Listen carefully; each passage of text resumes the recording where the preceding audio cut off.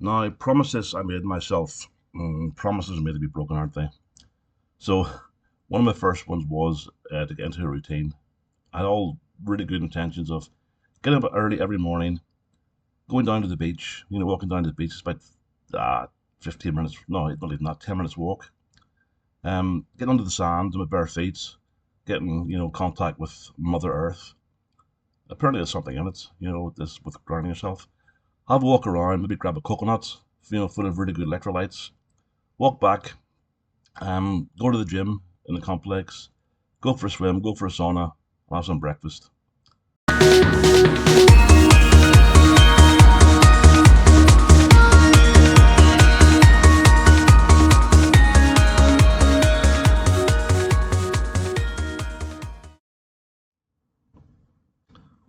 Hello, Chang Noi here. For those of you who haven't been to my channel before, welcome to my channel. To those of you who are returning, welcome back.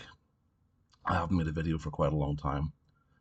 Uh, just a bit about me, my background. I lived the last my previous 27 years in tropical Australia and immigrated to Pattaya, Thailand, Pattaya, a year ago. I have been coming here on and off since 2006, so I know the place pretty well. So in this video, I just want to tell you my thoughts, feelings, whatever, experiences maybe of the last 1 year in Pattaya, and was it a good move or not?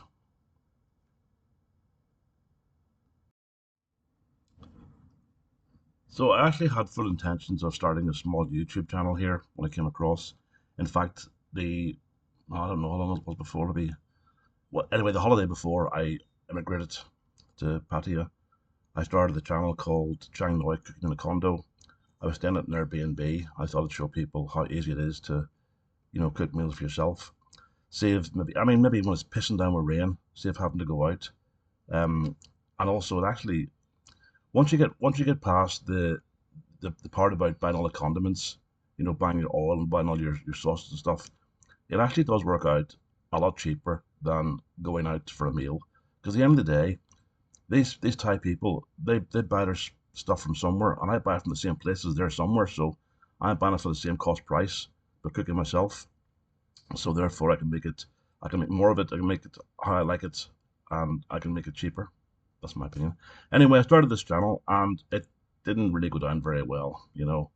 Um, I didn't really want to do what everybody else does on YouTube in Pattaya, which is hotel reviews, restaurant reviews, walk around the street reviews. There's just so many of them, but still more crop up every day, and people seem to find them, very popular. You get some guys here who've hardly been to Thailand, do a couple of videos, and next thing they're a big sensation. And good luck to them, up to them. But I'm certainly not going to walk around the streets pointing things out, that's been pointed out before by other people. So my videos, even though they were mostly about cooking, transformed a little bit into, I suppose, information about things, how to get things like a driving license, how to get your retirement visa. So I basically want to give you an update on my year here, how I found it. Was it a good idea to move here? Any problems with money? Any promises that I have made to myself which I haven't kept, which are quite a few actually. Um, yeah, so I'll start off. So the first thing is, do I have any regrets coming to live in Pattaya? And the answer is absolutely none whatsoever. It has been the best thing ever. I mean, probably it coincides. Well, can you say coincides? It goes just with together with retirement. Like most people, I started work. Well, I was lucky. I started work at 22 because I went to university.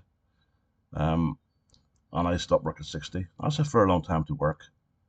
And I was in a position in Australia with my superannuation where I could finish work at 60 and get my superannuation paid out, which I did because I just had enough of work over all those years. I've done many things, and I'm just sort of burnt out. So retirement is absolutely fantastic. Retirement in Pattaya, absolutely fantastic. Now, I in a year I've been here, I haven't spent all my time in Pattaya. I spent, I think, about maybe 2.5, maybe 3 weeks in Laos. I've been to Vietnam twice. Been up to Isan, been to Koh Chang. I'm going to Cambodia at the end of this month. I went back to Australia for I think 2.5, 3 weeks, which I did not enjoy at all. And I'll tell you in a sec. And Singapore for a couple of days. So where I come from in Australia, it's called Darwin. It's a tropical paradise. Seriously, it is. It's beautiful, but it's just unfortunately that some of the people who are there have ruined it. It's very, very crime ridden. It's also extremely difficult to get around. Public transport is hopeless. You have to drive everywhere. Drink driving laws and stuff, and just the amenities. I mean, if you live around the waterfront around Darwin City, it's pretty good. You live out in the burbs, it's a pain. And so when did go back for those 2.5 weeks, I was bored. I have family back home, but they're all working, and all your friends are still working. So it just was very, very boring. And again, being stuck, out in the burbs. Whereas, in Pattaya, almost no matter where you are, and I'm staying just off Soy Bacau. I walk out my either door, and it's just entertainment galore, food galore if you don't want to cook yourself, want to grab a kebab or something. 7-Elevens. It's just absolutely marvelous. So that tied in with being retired, which means no schedule, no having to get up for work, no having to iron your clothes every Sunday for the week. None of the stuff that you have to do is fantastic. And because Patty is almost a 24/7 city, it doesn't matter what time you want to get up or go and do things, whatever. Apart from the pain with the 7-Elevens, between 2 and 5, you can't buy alcohol if you just want to fancy a couple of cans at home. And after midnight as well. But there are ways you can do things. Um, so it's just brilliant having no scheduled time. And the only thing that does piss me off is when I do go on holidays, I have to get up at a certain time, get a taxi at a certain time, get to the airport for a certain time, and back again. But I suppose it does you good to have a little bit of hardship every now and then. But definitely retiring here, no regrets whatsoever. And people say, why retire to Patty? It's a big cesspool. But you know something? This year especially, I have seen so many middle-aged couples walking around. Not just middle-aged, young couples as well. The demographic has changed quite a bit. It used to be nearly all single men, but now you're definitely getting visitors, and they're going around all the nice spot areas. So I don't know if it's a more open mind or they just enjoy. I don't know, but definitely Patty is not the place it's been out to be by some sensationalist media, and it's only getting better. To be honest with you, again, I don't eat out very much. I don't need to, but you can eat around the world here. Twice or 3 times. There's just so many restaurants, so much to choose from. It's a marvelous place. Getting around isn't. If you live in Central Pattaya, it's just you'd walk everywhere or get a bat bus. I hate motorcycle taxis. I hate them with a vengeance. They're just dangerous. Yeah, I hate them. But I've got no regrets whatsoever about being in Pattaya, although I will be moving to Jumtain in a couple of years' time, and I'll tell you why in a minute. Now, promises I made myself, promises are made to be broken, aren't they? So, one of my first ones was to get into a routine.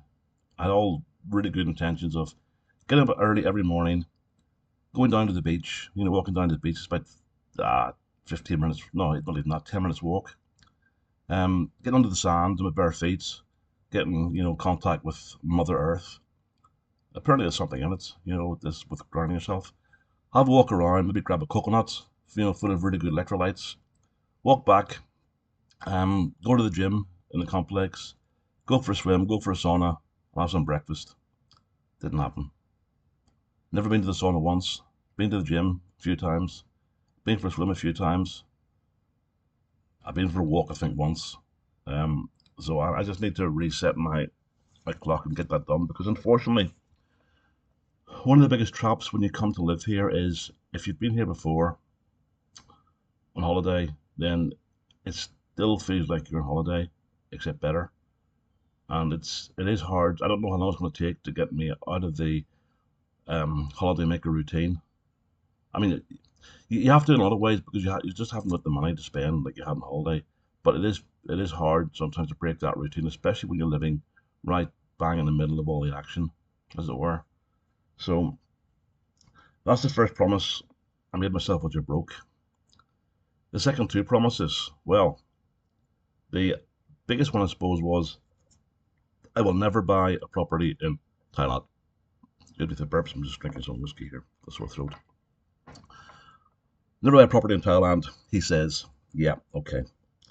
So after about 4 months of living in a condo here, it's really nice. I mean, the owner's got to decorate it with some lovely stuff, some mementos, and even things like old NASA commemoration coins and stuff. It's nice.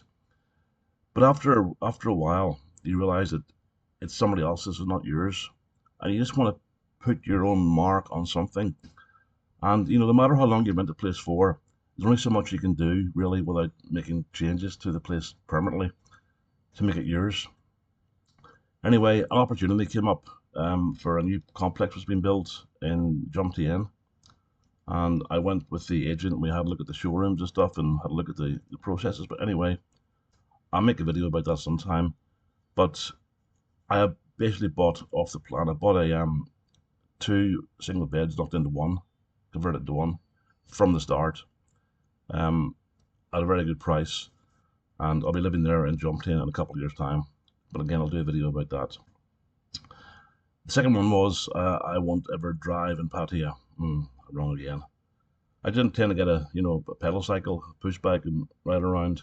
So I'm not going to ride a motorbike ever. That is one promise I will keep. I am not riding a motorbike. Okay, end of story. But I ended up buying a car. I use Bolt a lot, which is a very very good app. But sometimes they can take a long time to get there, and you look at the little map and you think it's coming, and where are they going? They're going somewhere different. And they go round in circles. And, oh fuck this! Then they cancel. You have to get somebody else. So if you're on a wee bit of a deadline, which I don't like having deadlines, of course, but if you are, then yeah, sometimes it's not too reliable. But the good thing is about being in Bolt taxis is you learn how to drive in Pattaya.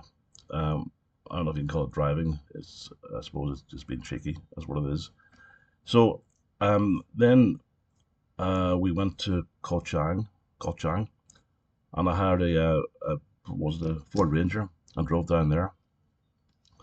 Now it was a pain in the arse driving around the streets of Pattaya in a Ranger, but a lot of people do it. The problem being with Pattaya is virtually zero footpaths. People walk on the road, and they've got all the motorbikes parked up, cars parked up, people walking three abreast. Just um, food delivery, food trucks and stuff just stop there. So it's quite harrowing.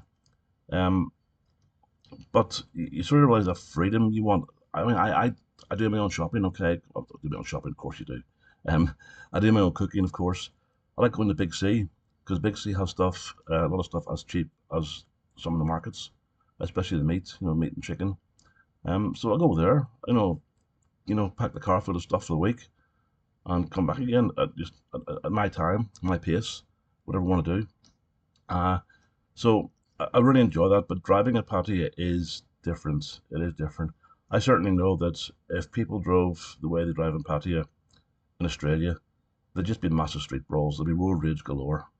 But the way it works here, it's the way it has to work. Um, you have to be really, really cheeky. And I've actually seen very few accidents. Um, but there's a lot of potential for them to happen. Especially some of these motorbike drivers, they're just fucking idiots. They really are. They just no, they've got no awareness of how fast they're going, why you stopped and why they're overtaking you because there's somebody crossing the fucking road. You know what I mean? And they'll just yeah, and especially well, yeah. I'm not going to rant in about that. Okay, so that's my promises broken. I broke a promise about going down for fitness every day, not buying somewhere to live here, and not buying a car. So all three of those things I've done.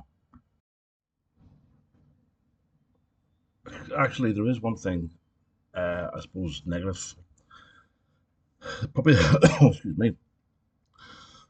One of the next important things on your list after your visa should be insurance for medical care. I haven't got any insurance, and I'll tell you why. I'm too fat. Simple as that. Yeah. So one of the big issues is with insurance companies, and one of them may have changed this to give you a 2 year sort of like grace period. If you have any existing conditions, then they won't cover you. Now, around half the people over 50 in the world have hypertension, high blood pressure. high blood pressure can be okay. But if you have a stroke, the head, heart attack, angina, you have a lung clot, embolism, you have kidney failure, you have, you know, I don't know, blood clot in the leg. Basically, almost anything they can put down to hypertension. So, an insurance companies, being insurance companies, don't want to pay you out money if they can avoid it. So the issue is that something simple as hypertension, or even having high cholesterol, they can blame that on heart attacks and strokes as well, or yeah, aneurysms, blocked arteries. They can say that you had this and I'm not going to cover you, and your premiums are gone. That was the first issue. So basically, if you're healthy, then getting insurance isn't a problem. If you're healthy and your BMI is below, I think it's 28 or 30 or something. I'm not too sure, but I'll check that. But the three companies I've contacted all have a sliding scale of BMI, your body mass index, which is your height. It's your weight divided by your height squared. Uh, and according to them, I'm in the extremely obese range and should be dead, but I'm not. I mean, the insurance companies, okay, they use figures, they write about a lot of things. I sincerely believe they're very wrong about BMI. Now today, funnily enough, I was just watching a program. There's a guy called Eddie Hall, who's a strong man. He was the world's strongest man for some time in the UK, and he's 6 foot tall, which is about 180, I think 182, and 168 kilograms. His BMI is through the roof, absolutely through the roof. But that guy, he's is fit as really. And like most international rugby players are going to be, their BMI will be outside the insurance range. So, and that's me whinging again, but it's just one of those things. So, insurance is important, but just bear in mind that if you're very overweight or even a bit overweight, they put a loading on for every um, what can you say? Every increment they decide until you're not insurable at all. So you may want to think about having enough money in a Thai bank account or readily available to be able to pay immediate out-of-pocket expenses, as in if you have a heart attack or something. Because at the end of the day, if you're not covered for anything to do with hypertension, all that's left is a broken limb or cancer, you know, and hopefully neither of those two is going to happen to you. So yeah, the insurance is an issue. I'll look into that. Um, yeah, that's the only negative point.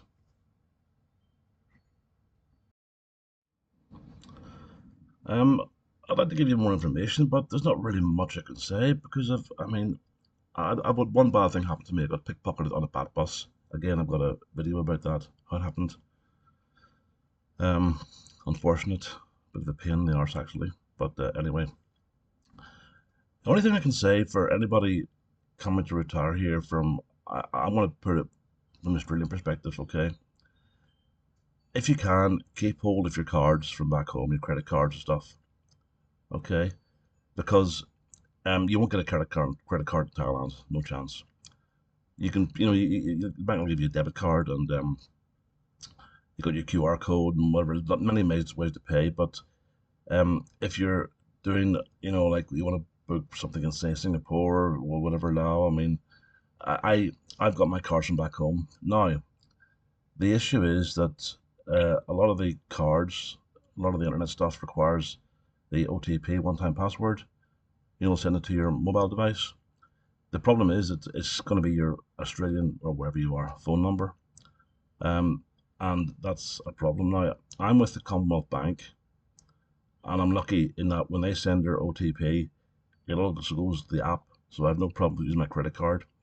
I've also got an ING Orange card and an NAB card. The NAB card is really good because it gives me overseas transaction free, as it were. Yeah, well, yeah. So I can use it, in shops in Vietnam, Laos, here, even if I need to. I actually use it for my um, Bolt fares. It's on the app, but I can't use it for anything which involves them sending me an OTP.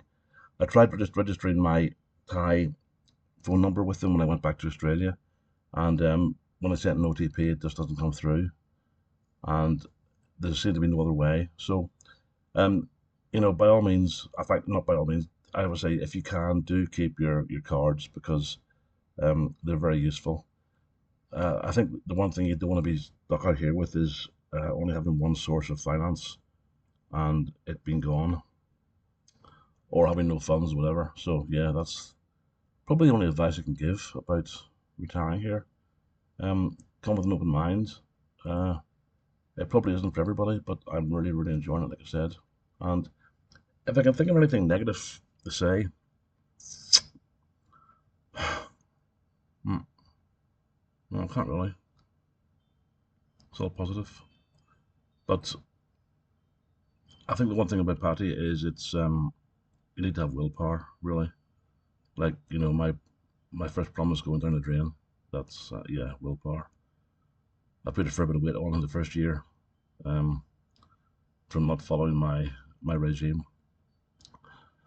Hopefully that'll change. Anyway, I might get back to doing some cooking with Chang Noi, cooking in a condo. Um, yeah, we'll see what happens. So I hope you found this a little bit useful. Um, if not, well, you wasted half an hour of your time. If you did, cheers.